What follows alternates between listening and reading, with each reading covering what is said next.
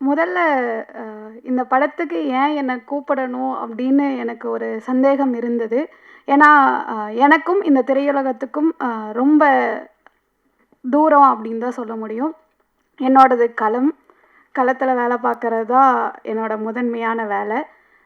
அப்போது நான் தோழர்கிட்ட கேட்கும்போது, உங்களுக்கு நான் இதை காமிக்கிறேன், நீங்கள் அதுக்கப்புறம் டிசைட் பண்ணுங்கன்னு சொன்னார். அப்போது இந்த படத்தை பார்த்ததுமே எனக்கு அனுமோல் தோழரோடையும் குரு தோழரோட காதல் வந்து ரொம்ப அழகாக இருந்தது.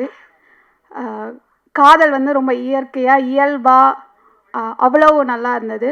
அதே போல் அவங்களோட அனுமோல் தோழரை காமிச்ச அந்த ஒரு பெண் இந்த சமூகத்தில் எப்படி இருக்கணும் அப்படின்ற அந்த போல்டான இதை பார்க்கும்போது எனக்கு ரொம்ப மகிழ்ச்சியாக, ஏன்னா நான் தினமும் களத்தில் அந்த மாதிரியான பெண்கள் கூட தான் நான் பயணிச்சுட்டு இருக்கேன். ஏன்னா நீங்கள் திரையில் வந்துட்டீங்க, அந்த தோழர்கள் எல்லாம் திரையில் இல்லை. அவங்க வந்து இன்னும் அவ்வளவு போராட்டங்கள், இப்போ எல்லாரும் சொல்லலாம் மும்பையில் பெண்கள் போராடுறாங்க, சென்னையில் டெல்லியில் போராடுறாங்கன்னு. தமிழ்நாட்டில் இப்போவும் பெண்களோட உரிமைக்காகவும் எல்லாரோட உரிமைக்காகவும் அவ்வளவு பெண்கள் போராடிட்டு இருக்காங்க. அந்த ஒரு தொடர்ச்சியாக தான் நான் உங்களோட அந்த இதை பார்த்தேன். ரொம்ப இன்ஸ்பயர்டாக இருந்தது அந்த கேரக்டர் எனக்கு. ஏன்னா ஒரு பெண் மாறினா அந்த சமூகம் வந்து மாறும் அப்படிங்கிறது. அப்போ ஒரு பெண் மாறினா மட்டும் இல்லை, எல்லா பெண்களும் மாறும்போது அந்த சமூகம் இயல்பாக இந்த சாதியை கடந்து நிற்கும் அப்படிங்கிறதுக்கு அது ஒரு எடுத்துக்காட்டாக இருந்தது.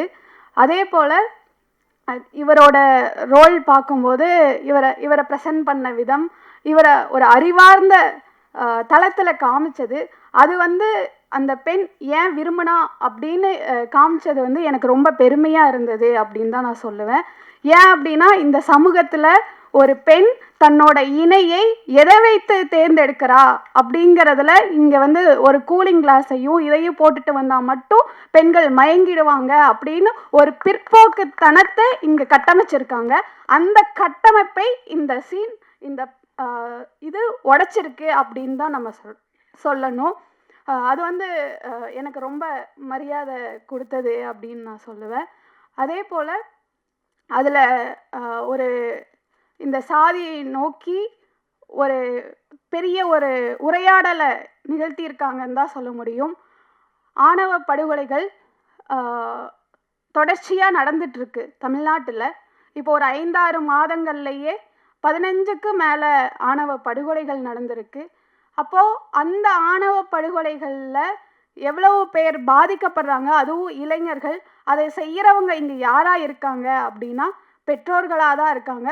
தன்னோட மகளையே கொலை பண்ணுற பெற்றோர்கள் இந்த சமூகத்தில் இன்னும் இருந்துட்டு தான் இருக்காங்க. தன் மகள் விரும்பின பையனை கொலை பண்ணுறாங்க. அவங்கள வாழ விடாமல், வெறும் கொலை மட்டும் குற்றம் கிடையாது, அவங்கள மனதளவில் அவங்களுக்கு கொடுக்குற நெருக்கடி கூட குற்றம்தான். ஆனால் அதற்கு ஒரு மாற்றாக இந்த படம் ஒரு கருத்தியலை வச்சிருக்கு அப்படின்னு தான் நம்ம சொல்ல முடியும். அதே போல் எனக்கு இதில் ஒரு சின்ன நெருடல் இருந்தது. என்ன அப்படின்னா, அவங்கள போர்ட்ரேட் அவங்களோட கதாபாத்திரம் வந்து, அவங்க பேர் இல்லை, இவங்க அர்ச்சனா, அவங்களோட கதாபாத்திரம் வந்து காமிக்கும்போது அடுத்த சமூகத்தில் அடுத்த ஜென்ரேஷனை நம்ம என்னவா காமிக்க விரும்புகிறோம் அப்படிங்கிற ஒரு கேள்வி எனக்கு இருந்தது. ஏன்னா அவங்களோட அம்மா வந்து அவ்வளோ ஒரு பெரிய பின்புலத்தோடு இருந்து வர்றவங்க. அவங்க வந்து தன்னோட இணையாக இருக்கும்போது அந்த இணையும் அவர் செய்கிற ரிசர்ச்சும் அவ்வளோ ஒரு பெரிய விஷயம். ஆனால் அதை இந்த கதாபாத்திரம் அதை உள்வாங்கிக்காமல் இருக்குது. அதை வந்து தட்டி கழிக்கிறாங்க. அப்போது அதை ஏன்னு உங்ககிட்ட கேள்வி கேட்கணும் அப்படின்னு எனக்கு தோணுச்சு. ஏன்னா அதற்கு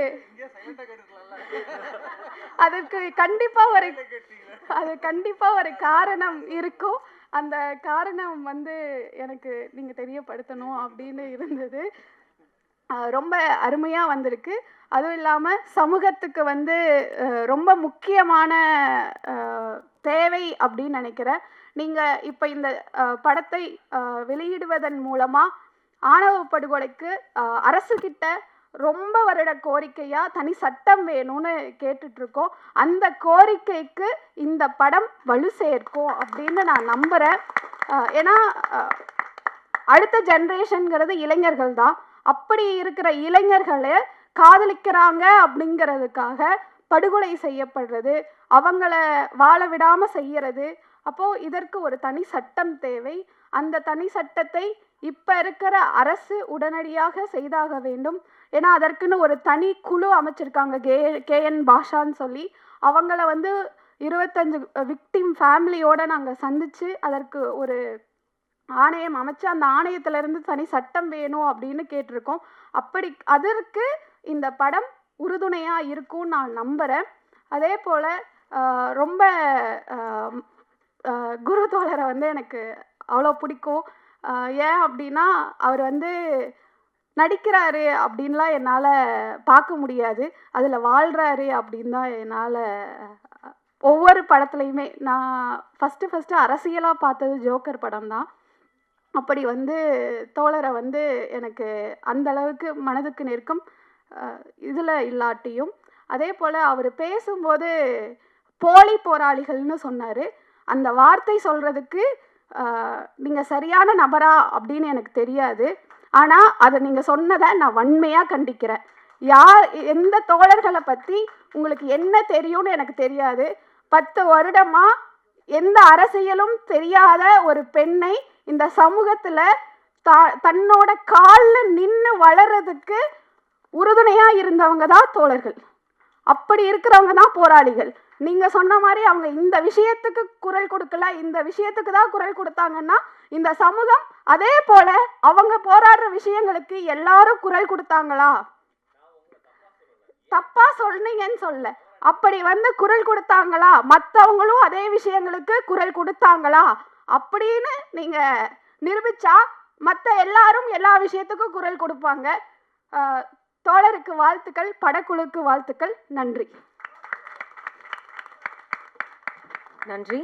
அடுத்தபடியாக இந்த பாரிஸ் கஃபே ரொம்ப அழகா உருவாகி இருக்குன்னா அதுக்கெல்லாம் ஆரம்ப புள்ளியா இருந்த ஒரு நபர்